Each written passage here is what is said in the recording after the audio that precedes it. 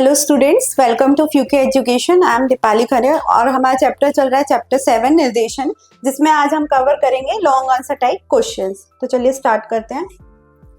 सबसे पहला क्वेश्चन है, प्रेरणा के मास्लो की आवश्यकता के पदानुक्रम सिद्धांत पर चर्चा करें। ठीक है, जो मास्लो का सिद्धांत है उस पे नीड्स पे चर्चा करना हमने। तो चलिए देख लेते हैं कि मास्लो का आवश्यकता पदानुक्रम सिद्धांत हमें प्रेरणा की अवधारणा को समझाता है। जो मोटिवेशन का कॉन्सेप्ट है कि कैसे मोटिवेट कर सकते हैं, वो मास्लो का सिद्धांत हमें बताता है, उसमें समझने में मदद करता है। मास्लो के अनुसार मानवीय आवश्यकताओं को पदानुक्रम में सबसे 5 स्तरीय पिरामिड संरचना में वर्गीकृत किया जा सकता है। जो ह्यूमन नीड्स हैं उसको हमने एक पिरामिड स्ट्रक्चर बनाया, उसको ह्यूमन नीड्स को 5 रूप में बताया गया है। तो एक प्रबंधक जो इस सिद्धांत को समझता है, वह कर्मचारी व्यवहार को बेहतर ढंग से, जो ह्यूमन बिहेवियर है, एम्प्लॉय बिहेवियर है, इस सिद्धांत की मदद से हम बेहतर बना सकते हैं कोई भी प्रबंधक, ठीक है, स्थिति में होगा। तो मास्लो की आवश्यकता पदानुक्रम जो उसकी एक सीरीज हमने बनाई है, उसको बिंदुओं पर इस प्रकार आधारित है। तो कैसा होगा वो सिद्धांत, इस पर है 5 क्रम में।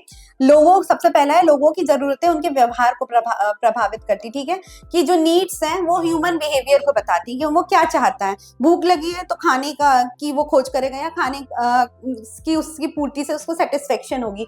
तो या फिर उसको सिक्योरिटी नीड्स चाहिए, पैसा कमाना है तो भूख लगी है तो आप सीधा कुछ कमाएगा, तभी वो कमाएगा तभी खा पाएगा। तो ये सबसे पहले उसके बिहेवियर को दर्शाता है कि क्या चाहता है एक इंसान। दूसरा है व्यक्तिगत आवश्यकताओं को पदानुक्रम के रूप में व्यवस्थित किया जा सकता है। ठीक है, व्यक्तिगत आवश्यकताएं क्या हो गई, पर्सनल नीड्स की चीजें हो गई। जो पर्सनल नीड्स की हमारी चीजें जैसे कपड़ा, रोटी, मकान, ये सब क्या है, पर्सनल नीड्स की चीजें हैं। तो आप उसको खरीदने के लिए अपनी जरूरतों को, ये भी एक जो है नीड्स, यहाँ पे पर्सनल नीड्स की यहाँ उन्होंने बात की है कि उसको हमने व्यवस्थित किया दूसरे रूप में।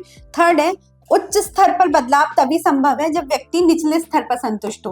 अब आपने अपनी भूख, आपने एक घर बना लिया, उसमें आपको सिक्योरिटी मिल रही है, खाने की व्यवस्था कर ली, उसमें आप रह रहे हैं, तो अपनी भूख वगैरह जो भी हमारे सबसे पहली भूख ही रहती है जो ह्यूमन नीड में है, तो आपने उसकी व्यवस्था कर ली। तो जब आप निचले स्तर, ये सारी चीजों से ऊपर उठे, तभी आप नेक्स्ट स्तर पे जा पाएंगे, जो अगली आवश्यकता है उनको पूरा कर पाएंगे। चौथा है किसी आवश्यकता की संतुष्टि होने पर व्यक्ति आवश्यकता के उच्च स्तर तक पहुंचने के लिए प्रेरित होता है। ठीक है, अगर एक नीड हमारी सेटिस्फाई हो गई, उससे हम पूरी तरह संतुष्ट हैं, तभी हम दूसरी नीड पे मूव ऑन करेंगे। ठीक है, तो उसी के बोल रहे हैं कि उच्च स्तर तक, कि हमारी जैसे अभी हमारे पास स्कूटर था, वो नीड हमने पूरी कर ली, अब हमको ये लग रहा है कि हमारे पास स्कूटर, तो हमारे पास कार भी हो। तो एक नीड हमारा ट्रांसपोर्ट का कंप्लीट हुआ, तभी हम दूसरी की ओर बढ़े। तो उच्चतर स्कूटर या 2 व्हीलर से ऊपर क्या है, कार है, तो हम एक कार की नीड को पूरा कर सकते हैं। तो मतलब उसके लिए पिछली नीड हमारी जरूरत पूर्ण होनी चाहिए। चलते हैं नेक्स्ट स्लाइड पे। तो सिद्धांत को इस प्रकार वर्गीकृत किया जा सकता है। सबसे पहले शारीरिक जरूरतें, उसमें जो 5 जो हम पिरामिड बनाते हैं, उसमें सबसे पहले है ह्यूमन नीड्स, शारीरिक जरूरतें। तो ये उन जरूरतों में से हैं जिन्हें मानव जीवन को बनाए रखने के लिए जरूरी क्या थी, आवश्यक है। अगर आपको अपना जीवन चलाना, तो उसके लिए ये सबसे प्राथमिक आवश्यकताएं हैं। ये है जरूरतों में सबसे ऊपर है, सबसे फर्स्ट प्रायोरिटी की जरूरतें हैं। तो इन जरूरतों को पूरा करना हर व्यक्ति के लिए जरूरी है। तो ये जो नीड्स हैं, वो तो भूख सबको ही लगेगी, रहने के लिए घर सबको चाहिए, सोशल होने के लिए क्या है, गाड़ी भी सबको चाहिए, कपड़े भी चाहिए सबको। तो ये सारी बेसिक ह्यूमन नीड्स की बात कर रहे हैं। ठीक है, तो ऐसी जरूरतों के उदाहरण में है भोजन, आश्रय आदि। की भूख लग रही है, घर रहने के लिए घर चाहिए, तो सबसे हर ह्यूमन नीड है, हर किसी को ही चाहिए। शेल्टर, फूड हर किसी की जरूरत है। सेकेंड है सुरक्षा की आवश्यकता है। अब हमने ह्यूमन नीड्स पूरी कर ली, तो सिक्योरिटी नीड्स आ गई हमारी। तो ये जरूरत का अगला स्तर है। ये क्या है, सेकेंड सब, क्योंकि हमने एक आवश्यकता यहाँ पूरी कर ली, तो अब ये नेक्स्ट स्तर आएगा।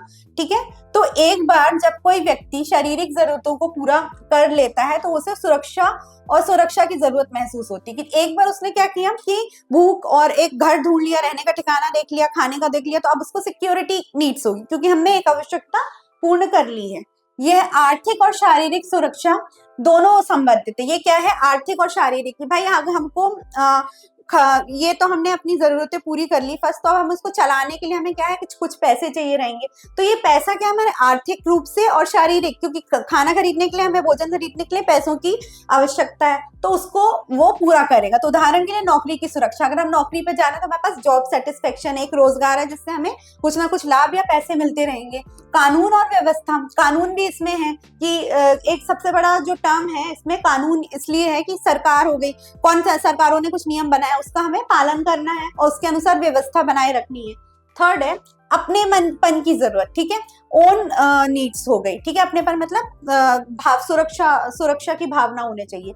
तो ये जरूरतें तब पैदा होती हैं जब जरूरत के दो स्तर संतुष्ट, हमने यहाँ ह्यूमन नीड्स और सुरक्षा सिक्योरिटी नीड्स पूरी कर ली, तो ये थर्ड स्तर पे, तीसरे स्तर की है, ठीक है। तो ये उस अपनेपन की भावना से संबंधित जैसे कोई व्यक्ति चाहता है, उदाहरण के लिए दोस्ती प्यार, क्योंकि हम सामाजिक तंत्र हैं तो हम अकेले तो रह नहीं सकते, हमें सोसाइटी में भी रिलेशंस बनते हैं, हम कोई हमारे रिलेटिव्स होते हैं, कोई हमारे फ्रेंड्स होते हैं, तो हम आपस में अपने मन की बात साझा करते हैं। तो ये उन अपनेपन की मतलब हमें अपनेपन, अब लोगों से भी हम जुड़ाव यहाँ पे कर रहे हैं, तो ये हो गई हमारी अपनेपन की जरूरतें। फिर है सम्मान की जरूरत, सम्मान मतलब रिस्पेक्ट की जरूरत है अब हमें, तो रिस्पेक्ट नीड्स हो गई। तो ये हर किसी में सम्मान पाने और अपने फैसले में समानता पाने की जरूरत है कि हम सब इक्वल हैं और हम जो काम कर रहे हैं उसमें हमें किसी तरह की रिस्पेक्ट मिले, उससे ये जरूरत संबंधित है। इस श्रेणी की जरूरत में व्यक्ति दूसरे से प्रतिष्ठा और सम्मान चाहता है, ठीक है। तो उदाहरण के लिए गरिमा, प्रतिष्ठा, कि हम ऐसा कोई कार्य कर रहे हैं कार्यस्थल पर तो हमें प्रमोशन मिल रहा है, तो लोगों के बीच में हमें सम्मान मिल रहा है कि हमें वो एक पद ऊंचे या सर या मैम करके संबोधित कर रहे हैं, तो ये सम्मान की आवश्यकताओं को पूर्ण कर रहा है। चलते हैं नेक्स्ट क्वेश्चन की ओर। फिफ्थ है हमारा आत्म साक्षात्कार की, इसको हम बोलते हैं सेल्फ इंट्रोगेशन नीड्स।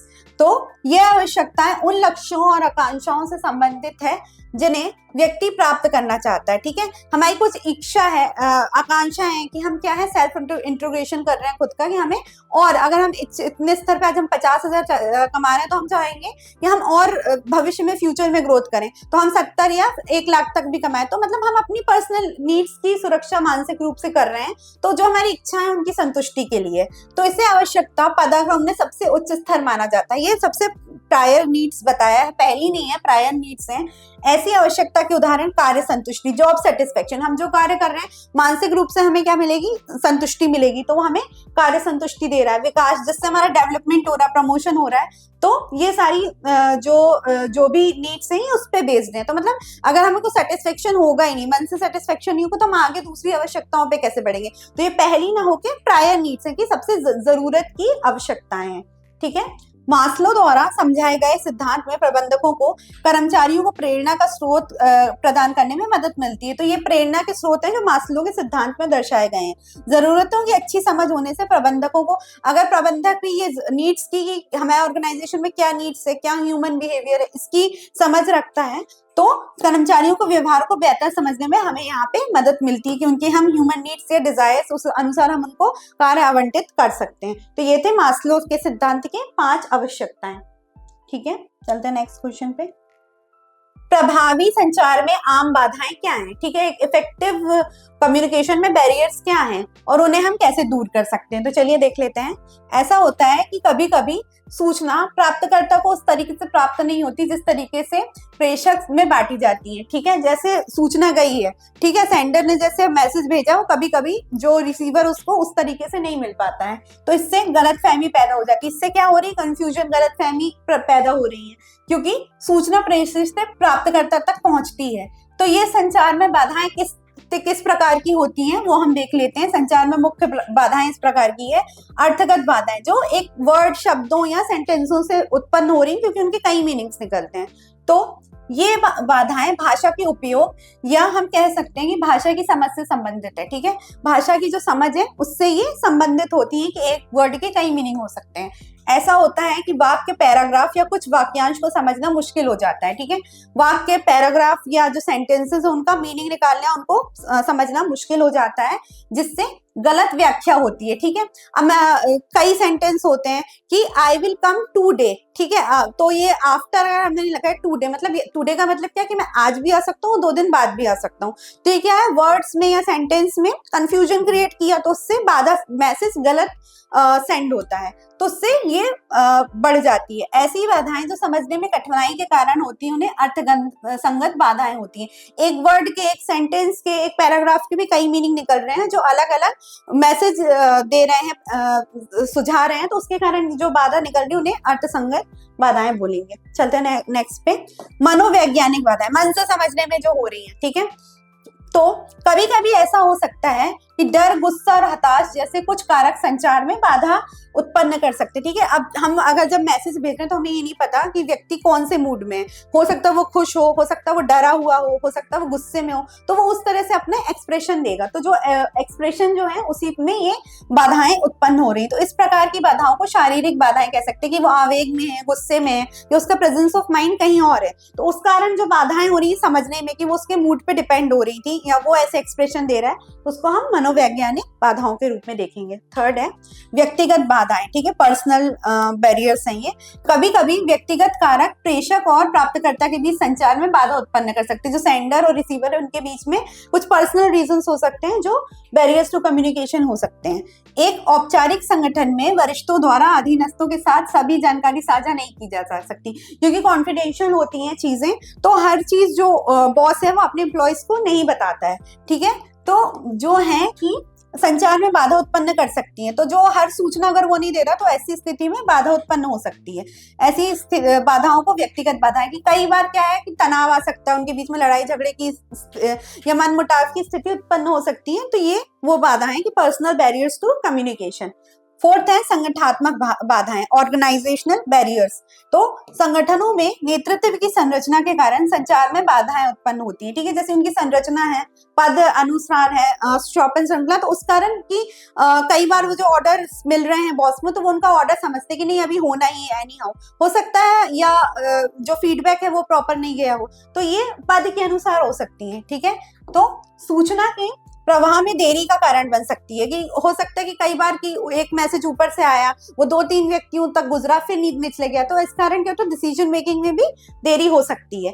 तो ये एक केंद्रीकृत संगठन में भी हो सकता है, ये सेंट्रलाइज में हो सकता है जहाँ शक्ति और अधिकार प्रबंधन के पास होते हैं। ठीक है, केंद्रीकृत में क्या होता है कि एक ही मैनेजर को बहुत सारे व्यक्तियों से जुड़े होते हैं, उनका डिसीजन और पावर एक के पास रहता है, तो उनका डिसीजन एक ही मैनेजर को, प्रबंधक को लेना। सेंट्रलाइज में होता है, डिसेंट्रलाइज में विभाग बना देते हैं हम, तो शक्तियों का भी निर्वारण हो जाता है। ठीक है, तो शक्तियां भी आवंटित हो जाती है। तो ये ऐसी संगठनात्मक बाधाएं जहां सेंट्रलाइज्ड है ऑर्गेनाइजेशन, वहां पे हो सकता है। चलते हैं नेक्स्ट क्वेश्चन की ओर। हाँ, इसको हम कैसे दूर कर सकते हैं तो वो देखते हैं हम। निम्नलिखित तरीकों से हम बाधाओं को दूर कर सकते हैं, second part of the question. तो चलिए, सबसे पहले है इस प्रकार से हम दूर कर सकते हैं। सबसे पहले है संचार प्राप्तकर्ता की समझ और क्षमता के स्तर का अनुसार करना होगा। ठीक है, जो भेज रहा है उसकी समझ के, उसने मैसेज क्या भेजा, उसकी वो मैसेज की अंडरस्टैंडिंग होनी चाहिए। ठीक है, उस अनुसार होना चाहिए। यदि प्राप्तकर्ता स्पष्ट रूप से सूचना प्राप्त करने में सक्षम है। ठीक है, प्राप्तकर्ता जो है जिसमें मैसेज मतलब जो रिसीवर है, प्रेषक होता है, सेंडर, प्राप्तकर्ता जो है, अगर वो जिस तरीके से मैसेज भेजा गया है उस तरीके से वो मैसेज समझ रहा है तो कोई बाधा नहीं होगी। ठीक है, मैसेज को पूरे प्योर फॉर्म ऑफ बैरियर से गुजरा, मतलब कोई बाधा आई नहीं, तो वो message free flow of communication में होगा। सेकंड है सूचना को स्पष्ट बनाने के लिए भाषा, विषय वस्तु और लहजे को उचित क्रम में होना आवश्यक है। ठीक है, टाइटल क्या है, मैसेज क्या है, किसके द्वारा भेजा गया, तो उसको आप एक लहजा क्रिएट कर दीजिए, उस अनुसार आप मैसेज पास करिए। इससे संचार को समझना आसान हो जाता है और बाधाएं कम होती है। इससे क्या है, फ्री फ्लो ऑफ कम्युनिकेशन होगी और कोई भी बैरियर्स नहीं आएगा। थर्ड है जानकारी पूरी होने के लिए रिसीवर से उचित फीडबैक लेना चाहिए। फीडबैक आखिरी प्रोसेस है जहां जिसके पास मैसेज पहुंचा है वो उस मैसेज का रिप्लाई करता है कि मुझे जिस क्रम में भेजा गया था, जिस अनुसार भेजा गया था, उस अनुसार प्राप्त हो गया है। ठीक है, तो ये बातचीत में प्रक्रिया देने की उपयोगकर्ता को प्रोत्साहित करने में मदद करता है। प्रक्रिया आप कैसे दे रहे हो, कई बार हम सेमिनार्स करते हैं, वेबिनार्स करते हैं, उसमें हम क्या फीडबैक फॉर्म रखते हैं कि कैसी थी आज की सेमिनार, आपको कोई डाउट तो नहीं थे, आपको कैसी लगी, तो वो हम उनसे जो एक्सप्रेशन या फीडबैक प्रतिक्रिया मंगवाए हैं उसी को हम फीडबैक बोलते हैं। ठीक है, चलते हैं चौथे पे। जानकारी सभी प्रकार से पूर्ण होनी चाहिए, फुल कंप्लीट इन्फॉर्मेशन होनी चाहिए, क्योंकि इससे संचार में कोई अस्पष्टता नहीं होती। आप कंप्लीट इन्फॉर्मेशन दीजिए, इनकम्प्लीट इन्फॉर्मेशन क्या है, बाधाएं क्रिएट करती हैं, तो उससे अस्पष्टता बढ़ती। तो क्लियर और एकदम क्लियर होनी चाहिए और पूर्ण रूप से पूर्ण होनी चाहिए। ठीक है, फिफ्थ देखते हैं। संचार का विस्तार प्रेषक और प्राप्तकर्ता के बीच बहुत स्पष्ट होना चाहिए। ठीक है, तो जो सेंडर भेज रहा है और रिसीवर हो रहा है, जो प्रवाह है बहुत स्पष्ट होना चाहिए, क्लियर होना चाहिए, हर चैनल से फ्री फ्लो ऑफ कम्युनिकेशन होना चाहिए। संचार का विषय आसानी से समझने के लिए उचित रूप से बताया जाना चाहिए। ठीक है, जो विषय है, विषय वस्तु को बहुत क्लियर लहजे में पास करना चाहिए। सिक्स्थ है, सूचना भेजने वाला व्यक्ति एक अच्छा श्रोता होना चाहिए। ठीक है, जो भेज रहा है प्रेषक, वो खुद अच्छा लिसनर होगा, तभी वो आगे मैसेज को वैसे पास कर पाएगा। अर्थात वह व्यक्ति प्राप्तकर्ता की ओर से सभी संचार के लिए खुला होना चाहिए। जो प्राप्तकर्ता है, अगर कोई जो सूचना वो कैसे अच्छा उसने सुना, तभी तो वो मैसेज प्राप्त करेगा और प्राप्तकर्ता तक पहुंचेगा, और वो उसको फीडबैक जब देगा तभी वो किसी भी तरह का प्रवाह कर सकता है। तो ये थे इफेक्टिव बैरियर्स को जो हम कैसे दूर कर सकते हैं, उनके उपाय। थर्ड क्वेश्चन है, किसी कंपनी के कर्मचारियों को प्रेरित करने के लिए उपयोग किए जाने वाले विभिन्न वित्तीय और गैर वित्तीय प्रोत्साहनों की मॉनेटरी और नॉन मॉनेटरी की हमें व्याख्या करनी है। तो चलिए देखते हैं। कर्मचारियों को प्रेरित करने के लिए कंपनी द्वारा उपयोग की जाने वित्तीय, यहाँ हम फाइनेंशियल की बात कर रहे हैं। ठीक है, यहाँ हम फाइनेंशियल इंसेंटिव्स की बात कर रहे हैं, और नॉन वित्तीय मतलब नॉन मॉनेटरी की बात कर रहे हैं। तो सबसे पहले वित्तीय, फाइनेंशियल में क्या आएगा, इसमें फाइनेंशियल एंड नॉन मॉनेटरी और नॉन मॉनेटरी, और नॉन फाइनेंशियल और नॉन मॉनेटरी बोलते हैं हम उनको, नॉन मॉनेटरी इंसेंटिव्स। ठीक है, तो सबसे पहले वित्तीय में, वित्तीय प्रोत्साहन वे प्रोत्साहन जो मौद्रिक रूप क्या है, इन टर्म्स ऑफ मनी, जो हम किसी भी पैसे के रूप में दे रहे हैं, जो कर्मचारियों को अनुकरणीय प्रदर्शन के लिए दिए जाते। ठीक है, उन्होंने अच्छा परफॉर्म किया तो हमने प्रमोशन दे दिया, प्रमोशन में उनकी सैलरी इंक्रीमेंट हो गया। तो इस प्रकार से संगठन में उपयोग किए जाने वाले कुछ प्रकार के वित्तीय प्रोत्साहन इस प्रकार है। कैसे, किस किस प्रकार से हो सकते हैं? सबसे पहला है वेतन और भत्ता। ठीक है, सैलरी और इंसेंटिव या किसी तरह का वित्तीय प्रोत्साहन का सबसे बुनियादी रूप है। तो वेतन या भत्ता में वृद्धि कर्मचारियों को प्रेरणा प्रदान करती है और उनके प्रदर्शन को बेहतर बनाने में। अब हमने क्या किया कि किसी ने बहुत अच्छा परफॉर्मेंस टारगेट पूरा कर दिया, तो हमने उसको प्रमोशन दिया, तो प्रमोशन से क्या हो रहा है, उसका सैलरी बढ़ रहा है। तो सैलरी इंसेंटिव और भत्ते, मतलब सैलरी के अलावा जो हम भत्ते दे रहे हैं उसको, एचआरए दे रहे हैं या किसी तरीके का प्रोत्साहन दे रहे हैं, वो इसमें इंक्लूडेड है। सेकेंड है प्रदर्शन आधारित, परफॉर्मेंस ओरिएंटेड होता है। तो प्रोत्साहन मौद्रिक लाभ है जो किसी संगठन में कर्मचारियों के बीच अच्छा प्रदर्शन करने वाले कर्मचारियों को दिए जाते हैं। ठीक है, हमने क्या किया, उसको किसी तरह का नए मतलब कोई तरह का आप गिफ्ट दे रहे हो उसको, या monetary in terms of money कोई भी प्रॉफिट आप साझा कर रहे हो उस व्यक्ति से उसकी अच्छी परफॉर्मेंस पे, तो ये उसमें इंक्लूड होगा। ऐसा कार्य अन्य कर्मचारियों को अधिक उत्पादक बनाने के लिए प्रोत्साहित करता है, तो वो बहुत अधिक प्रोडक्टिव बनेंगे। कि टाइम टू टाइम आपने उनको पैकेज दे दिया उनको, ठीक है, हॉलीडे पैकेज दे दिया, या इन टर्म्स ऑफ मनी दे दिया, कोई शेयर्स में कुछ प्रॉफिट शेयरिंग कर दी, कंपनी के जो शेयर्स थे उसमें से कुछ प्रॉफिट परसेंटेज दे दिया, तो ये इस तरीके से उनको और प्रोडक्टिव बनाते हैं। थर्ड है कर्मचारियों को दिए जाने वाले बोनस एक प्रकार का पुरस्कार है। ठीक है, बोनस अगर आप दे रहे हो तो एक तरह का मनी इंसेंटिव है वो। ठीक है, पुरस्कार है जो वेतन के अतिरिक्त दिया, तो एक्सेप्ट सैलरी आप दे रहे हो, किसी भी तरह का आप उनको वेलकम कर रहे हो ऑर्गेनाइजेशन में कि आपने एक्स्ट्रा प्रॉफिट कमाया, तो उसके रूप में आप क्या कर रहे हो, उनको वेतन दे रहे हो, बोनस दे रहे हो। बोनस क्या है, एक्सेप्ट सैलरी, जो आप एक्स्ट्रा फॉर्म ऑफ मनी दे रहे हो वो बोनस है। स्टॉक विकल्प, स्टॉक दे रहे हो आप, स्टॉक मतलब एक कंपनियों के स्टॉक्स होते हैं, उनमें से आप कुछ हिस्सा दे रहे हो। यह विकल्प कर्मचारी को बाजार की तुलना में कम कीमत पर कंपनी के स्टॉक, मतलब जो मार्केट रेट उससे कम आप कंपनी के कुछ स्टॉक होल्ड कर लो, तो ये भी एक ही तरह का प्रॉफिट इंसेंटिव होता है। ये स्वामित्व की भावना लाने में, कि आप भी किसी तरह की ओनरशिप रखते हैं हमारी कंपनी में, उसमें मदद करता है, जो उन्हें संगठन के लिए कड़ी मेहनत करने के लिए करेगा। ठीक है, जो उससे वो और सक्सेसफुल होके कड़ी मेहनत करने के लिए प्रोत्साहित होते हैं। चलते हैं नेक्स्ट स्लाइड पे। फिर है लाभ साझाकरण, इसको हम प्रॉफिट शेयरिंग बोलते हैं। तो इस प्रणाली के तहत कर्मचारी के साथ लाभ साझा करने की व्यवस्था होती है कि कुछ परसेंटेज ऑफ प्रॉफिट आप ले लो संगठन के विकास के प्रति कर्मचारी को अधिक सक्रिय बनाने के लिए। ठीक है कि आपने हमारे संगठन में किसी तरह का अपना योगदान दिया है तो उसके लिए आप कुछ परसेंटेज ऑफ प्रॉफिट कर लो, जो कंपनी शेयर कर रही है उससे कुछ परसेंटेज ऑफ प्रॉफिट ले लो, तो प्रॉफिट भी मनी के टर्म्स में होगा। फिर सेवानिवृत्ति लाभ मतलब रिटायरमेंट बेनिफिट्स होते हैं कि एक संस्थान में आपने कुछ समय लिया तो उससे किस फॉर्म में होते हैं, कुछ कंपनियों में सेवानिवृत्ति पर कर्मचारियों को लाभ देने की व्यवस्था होती है। गवर्नमेंट ऑर्गेनाइजेशंस में तो होती ही है पेंशन के फॉर्म पे, कई नॉन भी ग्रेचुटी, नॉन गवर्नमेंट जो है वो ग्रेचुटी के फॉर्म पे देते हैं। तो ये वो लाभ है जिनसे पेंशन मतलब गवर्नमेंट एम्प्लॉय को हमेशा रिटायरमेंट के बाद कि आपने संस्था में कुछ समय दिया, इतना अपना कीमती योगदान दिया, तो उसके लिए आपको पेंशन, भविष्य निधि, फ्यूचर पॉलिसीज और ग्रेचुटी देना शामिल है। ठीक है, यह कर्मचारियों को सुरक्षा और स्थिरता प्रदान करती है, स्टेबिलिटी देती है, तो इसलिए हम यहाँ रिटायरमेंट बेनिफिट्स के रूप में उसको देखते हैं। फिर है अतिरिक्त लाभ, एक्स्ट्रा प्रॉफिट क्या है, संगठन कुछ अतिरिक्त लाभ प्रदान करती है, जैसे चिकित्सा लाभ। आप क्या है, मेडिकल फैसिलिटीज आपको मिल रही हैं, ठीक है, ये भी उसके फॉर्म पे होगी, मनी के फॉर्म पे, कि आपको पैसे नहीं लगेंगे, कोई उनके टाइप्स होते हैं उनके हॉस्पिटल से, कंपनीज या उनके, तो आपको मेडिकल फैसिलिटीज उस फॉर्म पे कि फुल बॉडी चेकअप, इस तरह की चीजें, या आपको कोई बीमारी हो रही है तो उसका जो फाइनेंस है वो आपकी ऑर्गेनाइजेशन करेगी। आवास भत्ता, HRA वगैरह मिल रहा है, ये लाभ प्रदान किए वेतन के अतिरिक्त है, जो वेतन के अतिरिक्त HRA मिल रहा है या ट्रांसपोर्ट फैसिलिटी या मेडिकल फैसिलिटीज मिल रही है, उनके अतिरिक्त है। चलिए गैर वित्तीय में देख लेते हैं। गैर वित्तीय लाभ वे लाभ हैं जो कर्मचारियों की जरूरतों के गैर मौद्रिक पहलुओं पर ध्यान केंद्रित करते हैं। नॉन मॉनेटरी मतलब पैसों के फॉर्म में न रह के आप अलग तरीके से कोई लाभ दे रहे हो अपने एम्प्लॉय को, जैसे मनोवैज्ञानिक और सामाजिक जरूरतें। ठीक है, आप वो बहुत अच्छा परफॉर्मेंस कर रहे हैं तो आप उनको गुलदस्ते या स्टेज में अवार्ड दे रहे हो, प्राइज दे रहे हो, या उनकी प्रोत्साहन कर रहे हो, या उनको वेलकम कर रहे हो सब लोगों के बीच में कि इन्होंने सबसे बेस्ट परफॉर्मर थे, तो उस रूप में ये मन को संतुष्टि दे रहे हैं। तो यहाँ कुछ प्रकार के गैर वित्तीय लाभ दिए गए हैं जो संगठनों में किए जाते हैं, तो वो देख लेते हैं हम कौन कौन से हैं।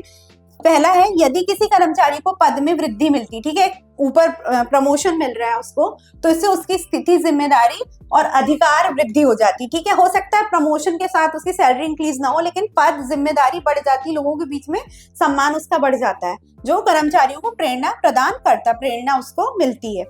सेकेंड देखते हैं, चलते नेक्स्ट स्लाइड पे।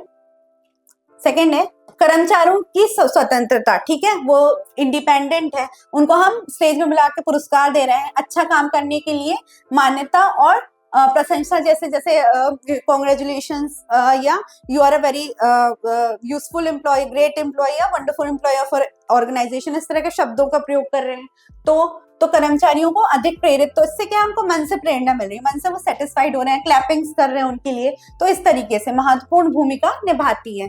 ये कर्मचारियों को संगठन के लिए अधिक काम करने और प्रेरित करती, तो वो क्या है, इस तरीके से नॉन मॉनेटरी तरीके से मोटिवेट होंगे और अच्छा काम करने के लिए प्रेरित होंगे। थर्ड है, चुनौतियों से भरा काम कर्मचारी की रुचि को बढ़ाता है। चैलेंजेस जब भी आते हैं तो ये हमारे किसी भी एम्प्लॉय के इंटरेस्ट को बढ़ाती है। कोई भी काम जिसमें उच्च कौशल की आवश्यकता होता है, हायर कैपेसिटी लग रही है, व्यक्तिगत विकास के रास्ते खोलती है। इससे क्या, उनका पर्सनल डेवलपमेंट भी हो रहा है, क्योंकि वो चैलेंजेस फेस कर रहे हैं एक ऑर्गेनाइजेशन में, जिससे व्यक्ति को चुनौती लेने और अच्छा प्रदर्शन करने के लिए प्रेरणा मिलती है, अच्छा परफॉर्म करने के लिए वो बेटर ह्यूमन बीइंग बन रहे हैं। फोर्थ है, यदि कोई कंपनी एक निश्चित करियर पथ के माध्यम से कर्मचारी के विकास के लिए उचित अवसर प्रदान करती है, जो उन्हें अधिक जिम्मेदार बनाती है, जॉब एनरिचमेंट दे रहे हो, कैपेबिलिटीज बता रहे हो, कौशल में सुधार हो रहा है, तो उस प्रकार से और विकास हासिल करने के लिए, बेहतर प्रदर्शन करने के लिए प्रोत्साहित करती है। तो आप क्या है, इससे आपका ट्रेनिंग प्रोग्राम अटेंड करो तो आपका जॉब एनरिचमेंट हो रहा है, किसी तरह का कौशल या कैपेबिलिटीज आपके अंदर आ रही है, तो ये उस तरह से रिलेटेड है। फिफ्थ है, किसी कर्मचारी को अपनी नौकरी में एक निश्चित स्तर की नौकरी सुरक्षा आवश्यक मिलनी चाहिए। वो क्या, उसके अंदर डर नहीं होना चाहिए कि मैं जॉब छोड़ के कहीं और ज्वाइन करूं। ठीक है, तो एक स्टेबिलिटी होनी चाहिए। ठीक है, तो ये भी एक तरह की नॉन मॉनेटरी है। नौकरी की सुरक्षा की कमी से कर्मचारियों का मनोबल गिरता है। अगर जॉब सिक्योरिटी नहीं तो उनका मनोबल गिरता रहेगा, वो अन्य मौकों की तलाश में इधर से उधर घूमते रहेंगे और उसमें छोड़ने वालों का, जो जॉब छोड़ने वालों का दर बढ़ जाता है। सिक्स्थ है, कंपनी से संबंधित मामलों में कर्मचारियों की भागीदारी की अनुमति देने वाले संगठनों में अधिक उत्पादकता देखी जाएगी। ठीक है, जो कंपनी में जो अपना परफॉर्मेंस के लेवल पे भागीदारी पार्टनरशिप देख रहे हैं, उनकी प्रोडक्टिविटी क्या है एम्प्लॉयज की, क्योंकि कर्मचारियों को लगेगा कि वे संगठन का एक हिस्सा है, उनको मतलब प्रोडक्टिविटी को इन्वाइट करना है हमको कि वो उनका योगदान दे रहे हैं कंपनी में, तो इस तरह उनकी भागीदारी कंपनी में एक तरह का उनकी साझेदारी या भागीदारी बढ़ेगी कि वो कार्यों में इन्वॉल्व रहते हैं। ठीक है, चलते हैं हम नेक्स्ट स्लाइड पे।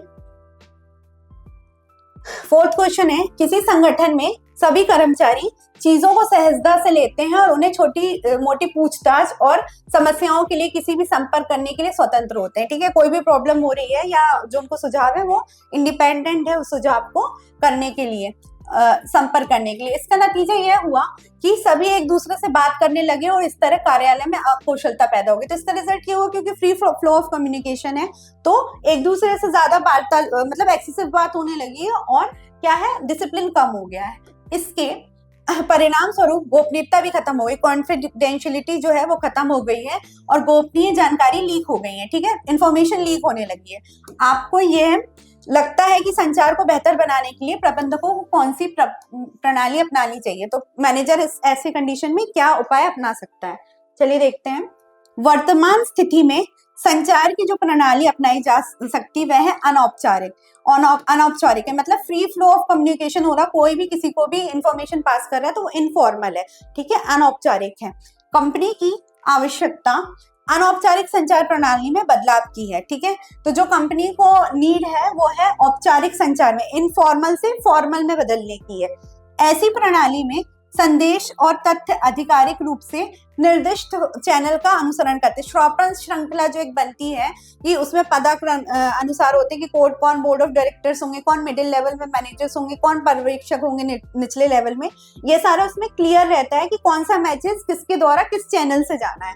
ठीक है, तो इसलिए सूचना प्रवाह व्यवस्थित और सही क्रम में होगा। तो इससे क्या होता है फॉर्मल में कि एक हम श्रोपन श्रृंखला बनाते तो उसमें अधीनस्थ कौन होगा, कौन उनका बॉस होगा। ठीक है, तो ये क्लियर रहता है और मैसेज उसी चैनल से उतनी अनुशासित तरीके से जाता है। तो इस तरह की विधि में संचार के मूल स्रोत का पता लगाना आसान होता है कि संचार कहाँ से आया, कौन से चैनल से पास हुई इंफॉर्मेशन, वो स्रोत का हम आसानी से पता लगा सकते हैं। तो इसमें इनफॉर्मल टू कहाँ जाना है, हमें इनफॉर्मल टू फॉर्मल में इसको कन्वर्ट करना है, फॉर्मल ऑर्गेनाइजेशन में इसको कन्वर्ट करते हैं, क्योंकि अभी जो स्थिति वो इनफॉर्मल की है तो इसको अनुशासित करने के लिए हमें फॉर्मल की तरफ जाना होगा। चलते हैं नेक्स्ट स्लाइड पे। एक अच्छे नेता के गुणों के बारे में बताइए। हमें एक लीडरशिप की अच्छी क्वालिटीज बतानी है और क्या सिर्फ गुण ही नेतृत्व की सफलता सुनिश्चित करते हैं, तो क्या क्वालिटीज ही सक्सेस लाती है, ये बताना है। तो चलिए देख लेते हैं। एक सफल नेता में कुछ गुण होने चाहिए, कुछ ना कुछ जो लीडरशिप क्वालिटीज कुछ ना कुछ होनी चाहिए। यहाँ कुछ ऐसे गुण दिए गए हैं जो एक अच्छे नेता में होने चाहिए। तो वो क्या क्वालिटीज हैं जिससे हम सक्सेस प्राप्त कर सकते हैं, वो है अच्छा व्यक्तित्व वाला, एक आकर्षक व्यक्ति होना चाहिए। ठीक है, अच्छी पर्सनैलिटी का होना चाहिए। स्वस्थ व्यक्ति कड़ी मेहनत कर सकता है और उसको मानसिक, फिजिकल और मानसिक रूप से फिट होना चाहिए। ठीक है, और कुशल हो सकता है, मतलब कुछ कैपेबिलिटीज होनी चाहिए। ऐसा व्यक्ति दूसरों के लिए एक उदाहरण भी बन सकता है कि अगर अच्छी पर्सनैलिटी, फिट, साउंड माइंड होगा तो वो क्या है, दूसरों के लिए एक प्रेरणा का रूप का कार्य करेगा। अगर ऐसे व्यक्ति को नेता बनाया जाए तो वह अपने अधीनस्थों को अच्छे से मार्गदर्शन, एक अच्छी राह दिखा सकता है अगर ऐसी अच्छी पर्सनैलिटी वाले किसी भी व्यक्ति को हम नेता बनाते हैं। सेकंड देखते हैं। एक अच्छा नेता को ईमानदार होना चाहिए। मोस्ट इंपॉर्टेंट क्या है कि लॉयल होना चाहिए, ऑर्गेनाइजेशन के प्रति ईमानदारी, अपने कार्य के लोगों के प्रति, ऑर्गेनाइजेशन के प्रति लॉयल होना चाहिए। उन्हें व्यावसायिक नैतिकता और मूल्यों का पालन करना चाहिए। ठीक है, जो भी वैल्यूज हैं उनका पालन करना चाहिए। अधीनस्थ ऐसे व्यक्ति को अनुसरण करेंगे, क्योंकि अगर वो रूल्स फॉलो करेंगे तो आपके निचले स्तर के भी लोग आपको फॉलो करेंगे और वो रूल्स भी फॉलो होंगे। थर्ड है, एक और गुण जो नेता में अपेक्षित है वह है बुद्धिमत्ता, मतलब मेंटल कैपेसिटी होनी चाहिए। डिसीजन मेकिंग को ये दर्शाती है। तो एक नेता को समस्याओं की जांच करने और उन्हें प्रभावी ढंग से हल करने में सक्षम होना चाहिए। ठीक है, कि क्या प्रॉब्लम आई है उसका उस अनुसार हम सॉल्यूशन लगाएं। तो अगर उसके पास बौद्धिक क्षमता होगी तभी तो वो डिसीजन मेकिंग कर सकेगा। नेता को तथ्यों और तर्क में ध्यान में रखते हुए उचित निर्णय लेने के लिए बुद्धिमान होना चाहिए। ठीक है, फैक्ट्स और लॉजिक लेने के लिए उसको क्या होता है, माइंड कैपेसिटी या कैपेबिलिटीज उसके पास होनी चाहिए। चलते हैं फोर्थ पॉइंट पे। एक नेता को दूसरों को प्रेरित करना चाहिए, मतलब ऐसा लीडर होना चाहिए दूसरों को मोटिवेट कर सके और प्रदर्शन और संगठन के मूल्यों को बनाए रखे। ठीक है, जो ऑर्गेनाइजेशन वैल्यूज हैं उनको वो बना के रखे, उनका अनुसरण करें और कौशल दिखाते हुए आगे से नेतृत्व करना चाहिए कि अपनी कैपेबिलिटीज के अनुसार वो लीडरशिप करे, क्वालिटीज उसमें होनी चाहिए। उन्हें कर्मचारियों के बीच अधिक उत्पादक होने की भावना को लानी चाहिए कि ज्यादा प्रोडक्टिव हो, आलसी ना हो, काम के प्रति उतने ही सुचारू हो, वो जागृत हो। तो ये क्वालिटीज एक लीडर में होनी चाहिए। चलते हैं नेक्स्ट स्लाइड पे। आत्मविश्वास होना नेताओं का एक जरूरी गुण है। ठीक है, खुद अगर कॉन्फिडेंट होगा तभी वो दूसरों को मोटिवेट कर पाएगा। तो मुश्किल हालात में नेता का आत्मविश्वास उच्च स्तर का होना चाहिए एवं आत्मविश्वास नेता कार्यकर्ताओं को ज्यादा आत्मविश्वास बनाने में सक्षम होता है। जब वो खुद कॉन्फिडेंस होगा तभी दूसरों को मोटिवेट कर पाएगा, प्रोत्साहन दे पाएगा, कार्यों के प्रति सुचारू जो भी चैलेंजेस आ रहे हैं उनको पूर्ण करने में मदद कर पाएगा। तो खुद को कॉन्फिडेंट होना यहाँ आवश्यक है। 6th है, एक नेता को अपने और अपने कार्यकर्ताओं के समूह के लिए जिम्मेदार का उच्च भाव होना चाहिए कि जिम्मेदारी टीम वर्क की, हाँ मैं नहीं हम की जो एक भावना होती है वो होनी चाहिए कि हम कार्य कर रहे हैं तो टीम वर्क के तौर पे कर रहे हैं, तो जिम्मेदारी का पद होना चाहिए। उन्हें अपनी टीम के सदस्यों द्वारा दी गई गलतियों के लिए जिम्मेदार होना चाहिए। ठीक है, कि अगर जब पूछा जाए कि परफॉर्मेंस के लिए कौन जिम्मेदार है तो वो खुद को भी एज अ पार्ट बताएं कि हाँ कहीं लीडरशिप में कमी रही होगी, तभी वो जिम्मेदारी वो अपने ऊपर ले सकता है। कई गलतियों के लिए भी जिम्मेदार होना चाहिए। एक अच्छा नेता अपनी टीम को पहले से रखता है। ठीक है, ये दूसरों की गलतियां ना बता के वो उसको स्वयं की गलती बता के टीम को पहले रखता है, टीम वर्क और टीम की भावनाओं को पहले रखता है। 7th है, प्रभावी ढंग से संवाद करने की क्षमता एक नेता के आवश्यक गुणों में से है। ठीक है, कम्युनिकेशन करने की अच्छी तरीके से कम्युनिकेशन उसको करना चाहिए, विचारों और निर्देशों को स्पष्ट रूप से व्यक्त करके कि जो भी उसके सजेशंस हैं और जो भी क्या बताएं डायरेक्शंस हैं वो स्पष्ट होने चाहिए कि किसको क्या कार्य करना और कौन सा कार्य करना है। नेता ये सुनिश्चित करता है कि कर्मचारी समझ सके कि क्या संप्रेषित किया गया, कि उसने क्या बताया, क्या मैसेज दिया है, क्या तकनीकें बताई है डायरेक्शन की, वो एम्प्लॉय तक बेहतर समझे कि किसको कौन सा कार्य किस तरीके से करना है, एम्प्लॉय के समझ में आ गया है। संचार कर्मचारियों, प्रबंधक और प्रबंधन के बीच में खाई को मिटाने में मदद करता है कि जो भी उनके बीच में डिफेक्ट्स हैं या कम्युनिकेशन में गैप आ रहा है, अगर अच्छा संचार होगा तो उसको मिटाने में ये इफेक्टिव होगा। ठीक है, 8th है, किसी नेता के लिए निर्णय लेने की क्षमता आवश्यक। डिसीजन मेकिंग सबसे इंपॉर्टेंट प्रोसेस है एक किसी लीडर का, क्योंकि ऐसी परिस्थिति होगी जहां किसी प्रक्रिया को आगे बढ़ाने के लिए निर्णय लेने की आवश्यकता होगी। कोई बाधा आ रही है, कोई प्रोसेस हो रहा है, उसमें वो प्रक्रिया पूरी नहीं बढ़ रही, तो उसको पूरा करने के लिए डिसीजन मेकिंग अति आवश्यक है। निर्णय पक्ष विपक्ष को तौलकर और आंकड़ों और तथ्यों को विश्लेषण करके लिए जाने चाहिए। कैसे डिसीजन करने हैं कि क्या फैक्ट्स हैं उसके, कौन से क्रिटिक्स हैं उसके, कौन से उसके समर्थन में हैं, इन आंकड़ों को देख के ठीक है डिसीजन लेना है कि क्या फैक्चुअल लॉजिकल डिसीजन लेना है। तो उसके कौन से क्रिटिक्स हैं, कौन से उसके पक्ष में हैं, इसको देख के और क्या उनके क्या आंकड़े, मतलब कौन ज्यादा विपक्ष में कौन पक्ष में उस चीज के, उसको डिसीजन लेते टाइम ये आवश्यकता को ध्यान में रखना चाहिए। ठीक है, इस डिटेल्स का विश्लेषण करना है। 9th है, नेता को कर्मचारी के साथ दोस्ताना व्यवहार रखना चाहिए, फ्रेंडली रिलेशंस होने चाहिए उनके एम्प्लॉयज के साथ। उन्हें कर्मचारियों के निर्णयों को समर्थन करना चाहिए, जो भी वो उनसे सुझाव व्यक्त करें, डिसीजन मेकिंग में उनसे सुझाव का स्वागत करें, इस तरीके से होना चाहिए। और कर्मचारी के साथ उनके सामाजिक संबंध बना के, मतलब अच्छे रिलेशंस होने चाहिए, सोशल रिलेशंस भी अच्छे होने चाहिए। एक प्रबंधक कर्मचारी से अच्छी प्रक्रिया सुनिश्चित कर सकता है। ठीक है, अगर उनके कोई बीच में मनमुटाव नहीं, लड़ाई झगड़ा नहीं, अच्छे रिलेशन है, तो उनकी परफॉर्मेंस में भी दिखेगा। 10th है, नेता को स्वभाव से गतिशील होना चाहिए। ठीक है, चैलेंजिंग होना चाहिए, गतिशील होना चाहिए, अग्रसर होना चाहिए आगे भविष्य की तरफ, उसके पहल करने में सक्षम होना चाहिए। ठीक है, पहल योजना होनी चाहिए कि पहले मैं ये मतलब कोई भी प्रॉब्लम आ रही है तो उसके लिए आउटकम या वो अपना सुझाव रख सकता, पहल रख सकता, पहल क्षमता उसमें पहली होनी चाहिए। और स्वभाव से सक्रिय होना चाहिए। ठीक है, एक अच्छा स्वभाव होना चाहिए, इन कदमों से संगठनों को लाभ मिलेगा। ठीक है, गतिशील होना चाहिए, मतलब निरंतर जो भी प्रॉब्लम आ रही है संगठन की उसको दूर करने में लिए वो ओवरकम कर सके, अपने सुझावों को रख सकता है, पहल क्षमता उसमें कि मैं इस प्रॉब्लम का सॉल्यूशन बता सकता हूँ या कर सकता हूँ, तो इससे संगठन को भी लाभ होगा। So thank you very much for watching. ये थे हमारे लॉन्ग आंसर टाइप क्वेश्चन। अगर वीडियो पसंद आया तो लाइक करें, शेयर करें, कमेंट करके बताएं कि आप आगे हमारे साथ क्या देखना चाहेंगे, और जुड़े रहे इसी तरह हमारे साथ नेक्स्ट चैप्टर के लिए। Thank you very much, goodbye, take care.